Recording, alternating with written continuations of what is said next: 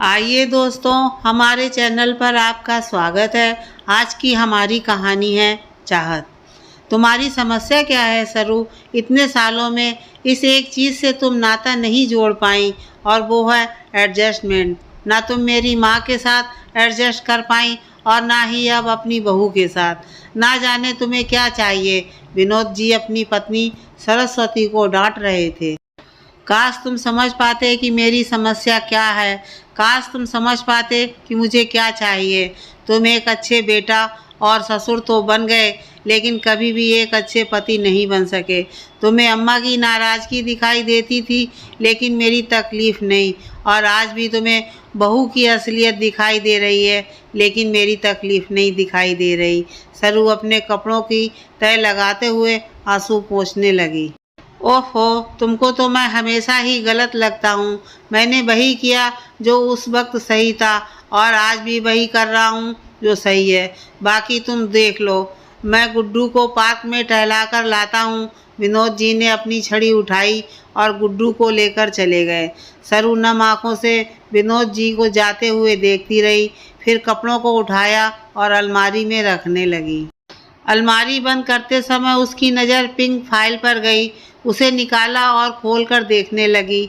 सामने ही gold medallist BCom का certificate रखा था और उसके नीचे फर्स्ट क्लास बीएड का। सरस्वती, जिसे सभी प्यार से सरू बुलाते, वो बचपन से ही टीचर बनने का बहुत शौक था। बीनू, अपनी जोरू से बोल, अपने इन सर्टिफिकेट का अचार डाले और धूप में सुखा दे। अरे, अगर वो काम करने जाएगी तो घर का काम क्या उसके मायके वाले करेंगे? शादी से पहले तो माँ बाप हाथ जोड़कर खड़े थे। हमारी सरू तो गाय है, आप सभी जैसा बोलेंगे वही सुर में बोलेगी और अब अलग ही आलाप गा रही है। मास्टरनी बनेगी। अरे उससे बोल, बाहर पढ़ाने से अच्छा है घर में अपने देवर नंदों को पढ़ाए, तेरे ही पैसे बचेंगे। सरू की सास ने अपना फैसला सुना दिया। विनोद ने भी अपनी माँ के सुर पकड़ लिए। सही तो कह रही हैं अम्मा। अरे, मैंने तुम्हें पसंद ही इसलिए किया था कि पढ़ी लिखी हो तो तुम में समझदारी भी होगी। ज़िंदगी के इस सफ़र में तुम मेरे हर फैसले में मेरा साथ दोगी और मेरी जिम्मेदारियों को अपना समझकर उसे कम करोगी। तुम्हें पढ़ाने का शौक़ ही है ना, तो रज्जो और अमित की पढ़ाई में मदद कर देना।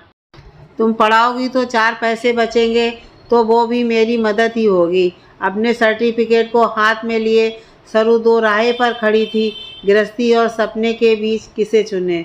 उसने अपने मायके बात की तो सभी ने यही कहा कि इसमें सोचना क्या, एक औरत के लिए उसकी गृहस्थी ही सब कुछ होती है।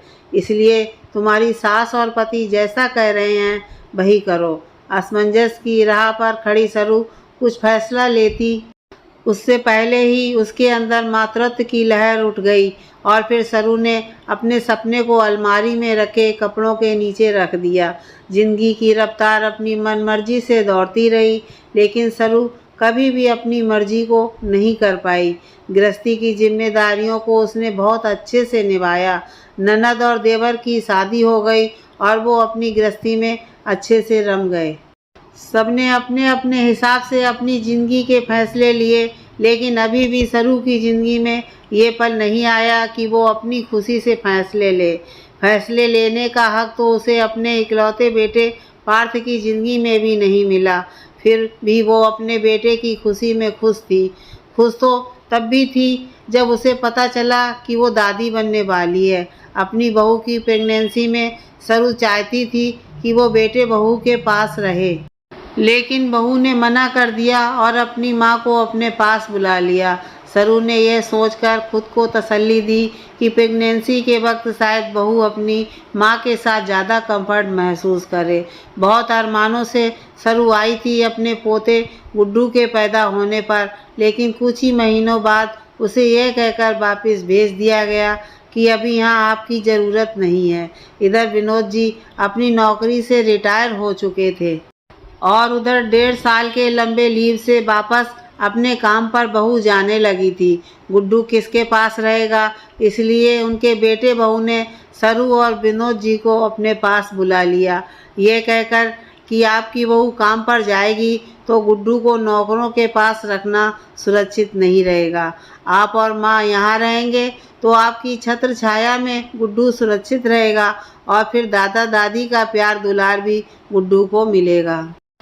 विनोद जी ने एक बार भी सरू से नहीं पूछा, सीधे हुक्म सुना दिया कि अब हम लोग बेटा बहू के घर रहेंगे ताकि गुड्डू की अच्छे से देखभाल हो सके। और फिर घर पर ताला लगाकर बेटे बहू के पास आ गए। ऐसा नहीं था कि सरू खुश नहीं थी वह खुश थी, क्योंकि अब वो गुड्डू के साथ फिर से अपने बेटे के बचपन को जी रही थी। सरू यह बात अच्छे से जानती थी और समझती भी थी कि बेटे बहू के लिए वो सिर्फ एक केयर टेकर थी, ऐसी केयर टेकर जिसको सैलरी नहीं देनी पड़ती और बच्चे की सुरक्षा की गारंटी 100%।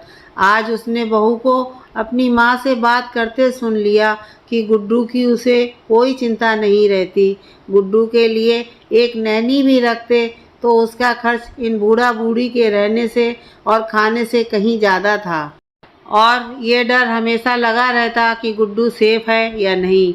बहू की इन बातों को सुनकर सरू ने विनोद जी से कहा कि अपने घर चलते हैं और उसने बहू की सोच भी बताई, लेकिन विनोद जी ने उल्टा उसी पर यह तोहमत लगा दिया कि उसे एडजस्ट करना नहीं आता।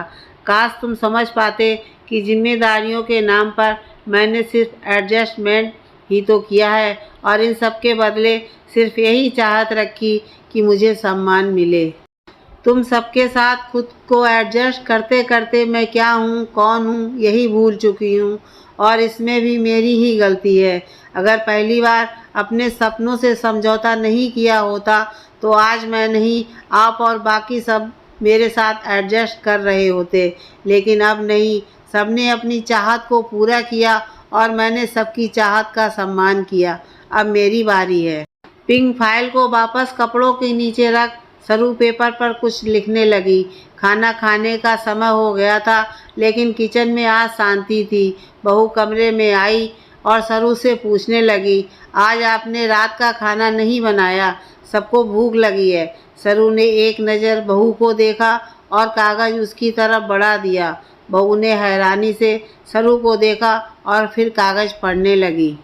पढ़ते ही उसकी आंखें आश्चर्य से फैल गईं। मम्मी जी, ये सब क्या है? आप हमसे पैसे मांग रही हैं? यह बोल वह कागज़ लेकर बाहर लिविंग रूम में आ गई। पापा जी, पार्थ, ये देखिए, मम्मी जी हमसे घर संभालने के लिए पैसे मांग रही हैं। बहू ने कागज़ विनोद जी की तरफ बढ़ा दिया। सरू, ये क्या है? अभी थोड़ी देर पहले तुमको समझाया था, लेकिन फिर भी तुम्हें बात समझ नहीं आई। अपने ही घर वालों से तुम पैसे लोगी? विनोद जी आंखें दिखाकर गुस्सा होने लगे। मम्मी, आपसे मुझे ये उम्मीद नहीं थी। आप अपने ही बेटे का घर संभालने के लिए पैसे मांग रही। पार्थ की आवाज़ में भी रोष था। क्यों? अगर तुम और बहू किसी नैनी को बुलाते तो जितनी मेरी सैलरी मांगी है उसका डबल देते और फिर इस बात की गारंटी भी नहीं रहती कि वो गुड्डू की देखभाल 100% अच्छे से करती। क्यों बहू, ठीक कह रही हूँ ना बहू? सरू की बात सुन उसका सिर झुक गया। मैंने हमेशा सबकी भावनाओं का ख्याल रखा, सबकी खुशी पहले देखी। जिसने जैसा चाहा वैसे ही ढलती गई, बस इसी एक चाहत में कि कभी कोई मेरी भी चाहत समझेगा। विनोद की तरफ देखती है तो विनोद जी सर झुका लेते हैं। काश तुम कभी मेरी चाहत समझ पाते। जिसने जैसा चाहा अपने हिसाब से मुझे इस्तेमाल किया, पहले पति ने और फिर बेटे बहू ने। लेकिन कहते हैं ना, जब तक आप खुद को सम्मान नहीं देंगे दूसरे भी नहीं देंगे। और ये सैलरी मैं अपने आत्मसम्मान के लिए मांग रही हूँ, जिसके साथ अब कोई एडजस्टमेंट नहीं करूँगी। सरू ने अपनी बात कही और कमरे में आ गई।